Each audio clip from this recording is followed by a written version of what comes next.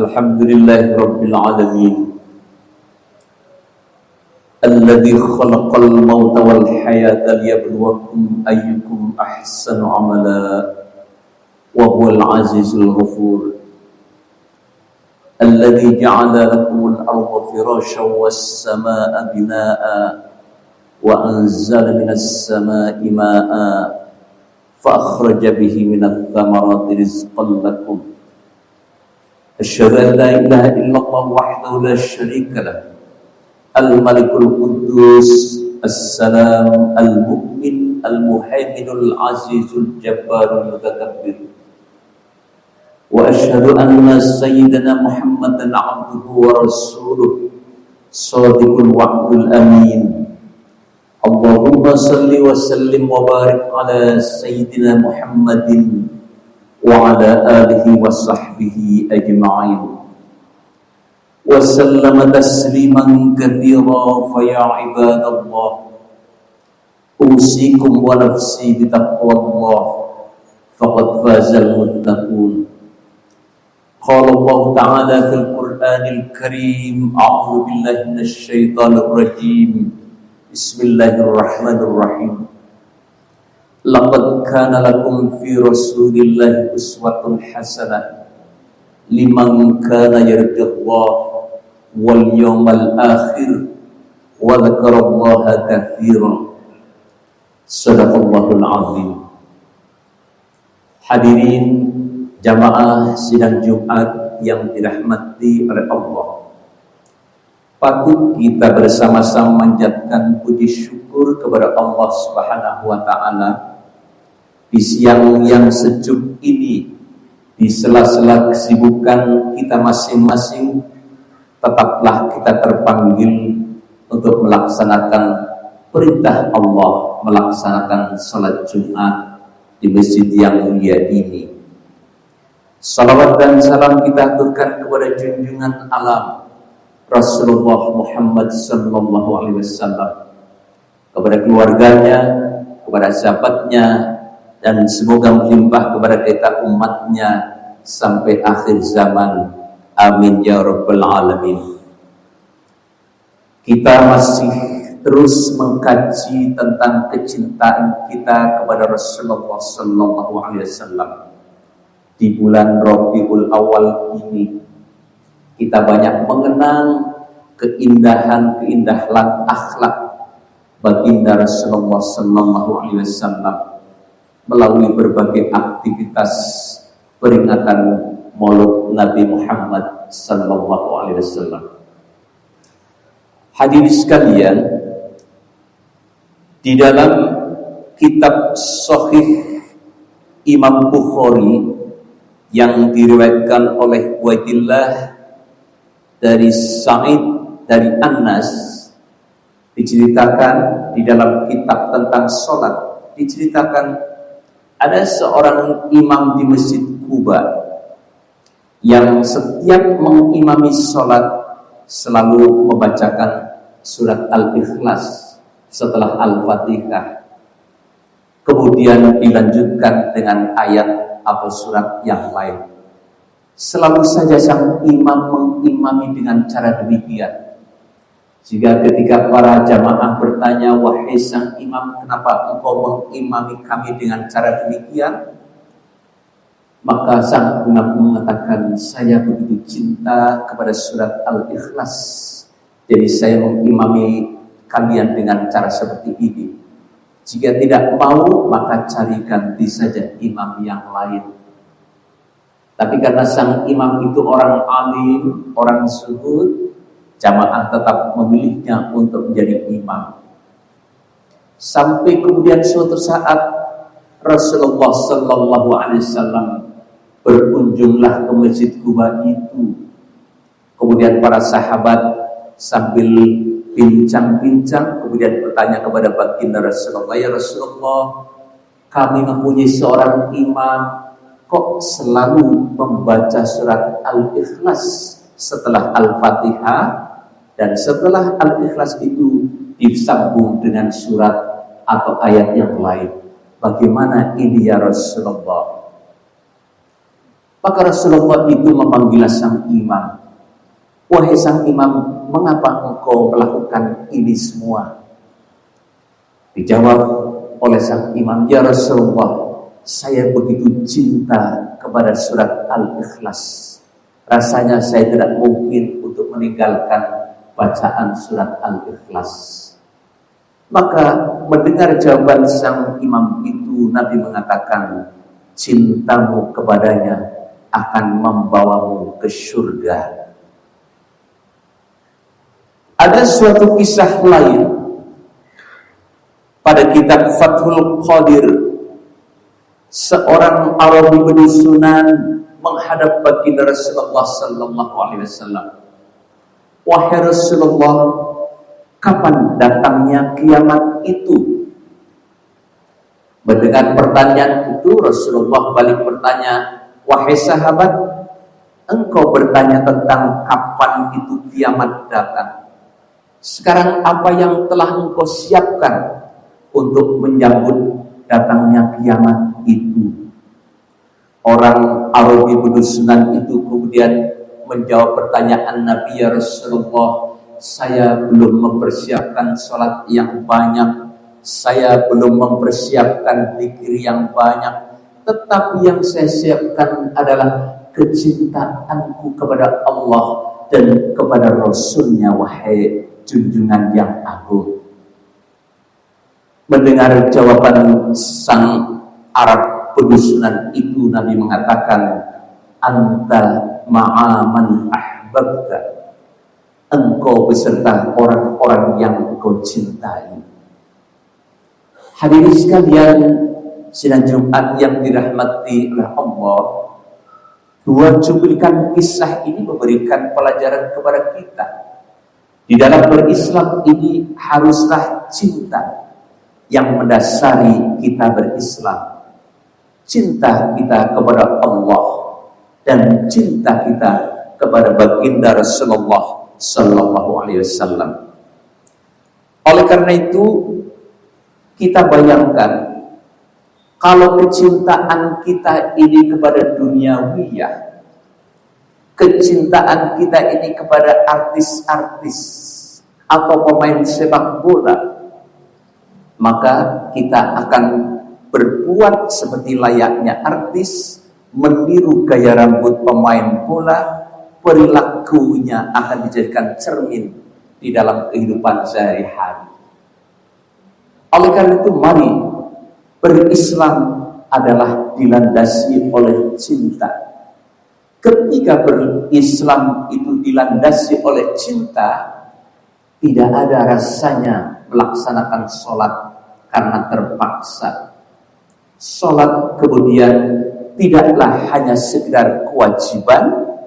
Sholat itu kewajiban memang, tetapi kita melaksanakan sholat bukan sekedar kewajiban, melainkan karena kerinduan untuk menghadap Allah, kerinduan untuk berdialog dengan Allah, kerinduan untuk mencurahkan isi hati kita kepada Allah Subhanahu wa ta'ala.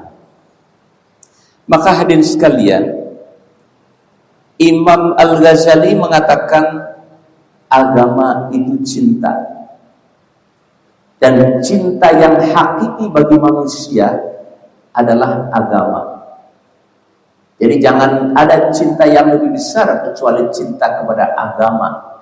Kata Imam Al-Ghazali di dalam Kitabul Mahabbah, kitab tentang cinta. Kata Al-Ghazali, cinta adalah puncak dari segala derajat yang dicapainya. Sesudah cinta, yang ada adalah buah cinta.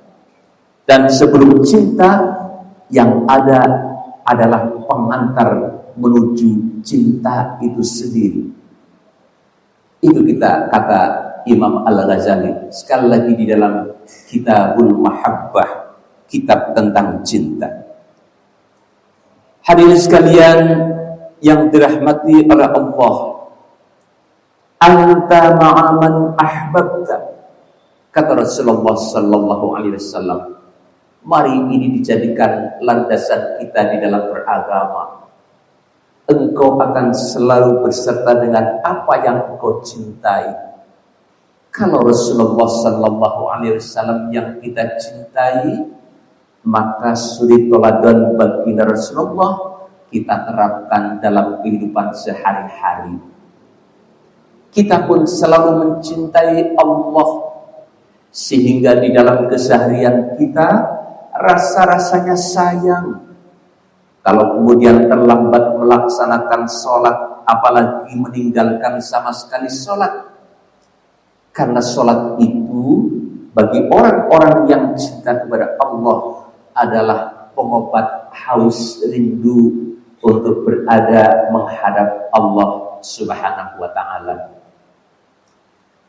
Rasulullah Sallallahu Alaihi Wasallam itu sosok orang yang sangat dicintai oleh umatnya, oleh para sahabat, dan kecintaan para sahabat kepada baginda Rasulullah adalah kecintaan yang tulus, bukanlah kecintaan yang tendensius supaya diangkat jadi apa dan seterusnya, bukan, tetapi adalah kecintaan yang tulus.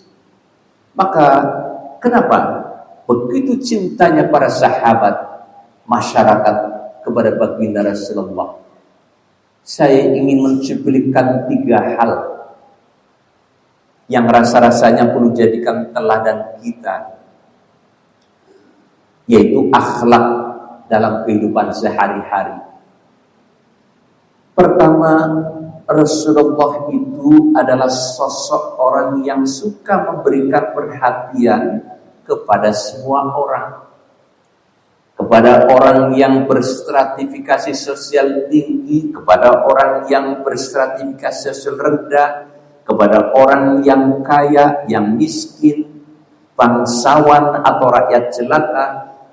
Rasulullah memberikan perhatian yang tulus, selalu mendengarkan ketika orang lain mengajak bicara, selalu dengan penuh hormat ketika bertemu dengan sesiapapun. Ada kisah menarik ketika di Madinah, baginda Rasulullah sebagai pemimpin negara diadakan musyawarah dari seluruh tokoh masyarakat. Maka berkumpullah para tokoh masyarakat Madinah. Tiba-tiba ada seseorang yang datang terlambat. Orang itu bernama Jabir bin Abdullah Al-Bajali. Dia datang terlambat. Semua orang mencibirnya karena Jabir bin Abdullah Al-Bajali ini tokoh dari kaum miskin, strata sosial rendah. Semua mencibirnya. Tempat duduk sudah penuh, maka dalam kebingungan dan rendah diri itu Rasulullah dengan lembut memanggil Jabir bin Abdullah Al-Bajali untuk maju ke depan, untuk duduk di sebelah baginda Rasulullah SAW. Ketika tidak ada tempat alas untuk duduk Jabir bin Abdullah Al-Bajali, Nabi sendiri melepas jaket gamisnya, diserahkan kepada Jabir bin Abdullah Al-Bajali. Silahkan dijadikan untuk alas tempat duduk Jabir bin Abdullah Al-Bajali. Jabir bin Abdullah Al-Bajali kemudian merebut jaket gamis Nabi itu, menciumnya sambil mengatakan, "Ya Rasulullah, engkau makhluk yang agung. Tidak layak rasanya saya untuk duduk di atas gamis jaket Rasulullah Sallallahu Alaihi Wasallam." Ini contoh yang diberikan teladan oleh Nabi. Mari kita memperhatikan tidak hanya kepada atasan, hormat tidak hanya kepada atasan. Kita para dosen, mari untuk menghormat kepada mahasiswa. Kalau mahasiswa menghormat kepada dosen, itu biasa. Dosen menghormat kepada rektor, kepada dekan, itu biasa. Tetapi yang luar biasa adalah ketika dosen menghormat kepada mahasiswa dengan cara memberikan pelayanan yang sebaik-baiknya kepada para mahasiswa. Hadirin sekalian yang dirahmati oleh Allah. Kemudian akhlak yang kedua adalah Nabi itu pemaaf. Cepat sekali memberikan maaf kepada musuh sekalipun. Sehingga banyak kisah tentang Nabi itu seorang pemaaf. Peristiwa Fathul Makkah, saya kira saya tidak akan menguraikan, waktunya tidak cukup. Tetapi di dalam suatu peperangan, ketika jam istirahat, ada seorang musuh yang bernama Duktur. Dia mengendap-endap Nabi sedang istirahat.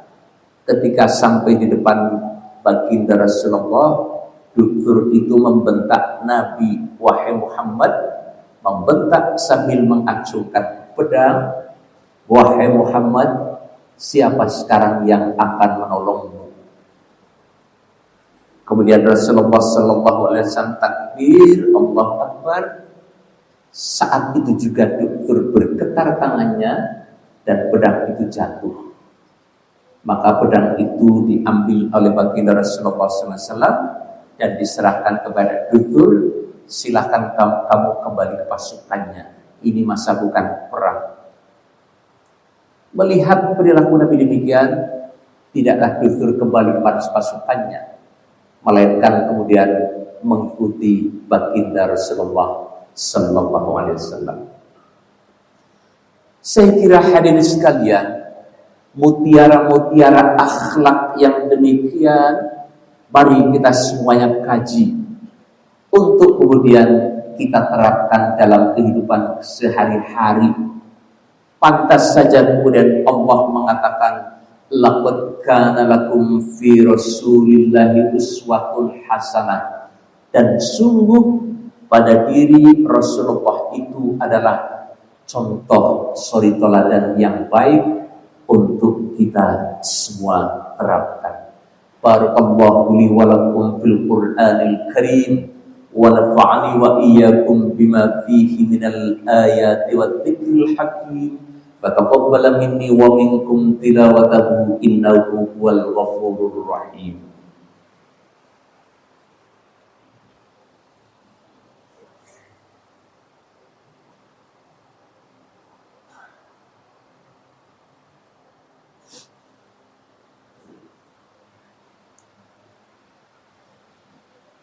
Alhamdulillahi Rabbil Alamin Alladhi an'ama alaina bina'matil iman wal islam. Asyhadu an la ilaha illallah wahdahu la syarika lah, wa asyhadu anna sayyidina Muhammadan abduhu wa rasuluh. Allahumma salli wa sallim wa barik ala sayyidina Muhammadin wa ala alihi wa sahbihi ajma'in. وسلم تسليما كثيرا فيا عباد الله اتقوا الله حق تقاته ولا تموتن إلا وأنتم مسلمون. قال الله تعالى في القرآن الكريم أعوذ بالله من الشيطان الرجيم بسم الله الرحمن الرحيم إن الله وملائكته يصلون على النبي Ya ayyuhalladzina amanu sallu alaihi wa sallimu taslima. Hadirin sidang Jumat yang terhormat, yang dirahmati oleh Allah, mari di khutbah kedua ini kita bersama-sama memanjatkan doa kehadiratnya. Allahumma salli wa sallim wa barik ala sayyidina Muhammadin wa ala alihi wa sahbihi ajma'in. Kama sallaita ala Ibrahim wa ala ali Ibrahim wa barik ala Sayyidina Muhammad wa ala ali Sayyidina Muhammad kama barakta ala Sayyidina Ibrahim wa ala ali Sayyidina Ibrahim fil alamin innaka Hamidun Majid. Allahumma ighfir lil muslimina wal muslimat wal mu'minina wal mu'minat al-ahya'i minhum wal amwat innaka ala kulli syai'in qadir. Ya arhamar rahimin irhamna وعافنا واعف عنا وعلى طاعتك. اللهم أئنا على ذكرك وشكرك وحسن عبادتك. يا مهيمن يا السلام، سلمنا والمسلمين، سلمنا والمسلمين، سلمنا والمسلمين، وأهلك الكفرة والظالمين. اللهم اصلح لنا ديننا الذي هو عصمة أمرنا، وأصلح لنا دنيانا التي فيها معاشنا، وأصلح لنا آخرتنا التي إليها معادنا، واجعل الحياة زيادة لنا في كل خير، واجعل الموت راحة لنا من كل شر. ربنا آتنا في الدنيا حسنة وفي الآخرة حسنة وقنا عذاب النار، وأدخلنا الجنة مع الأبرار يا عزيز يا غفار يا رب العالمين. عباد الله، إن الله يأمر بالعدل والإحسان وإيتاء ذي القربى وينهى عن الفحشاء والمنكر والبغي يعظكم لعلكم تذكرون. فاذكروا الله إنه هو الغفور الرحيم، ولذكر الله أكبر.